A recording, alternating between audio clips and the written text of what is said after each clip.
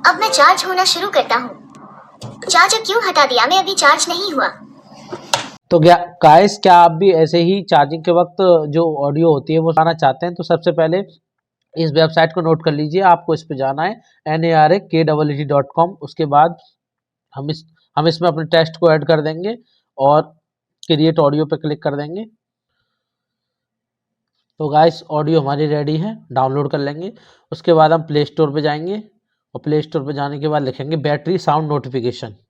तो guys, play store से ये ऐप डाउनलोड करेंगे, इसके बाद ओपन करेंगे और ये दोनों हमने लगा रखी हैं। आप चाहें कोई सी भी लगा सकते हैं यहाँ से फाइल एक्सप्लोरर पे देख के।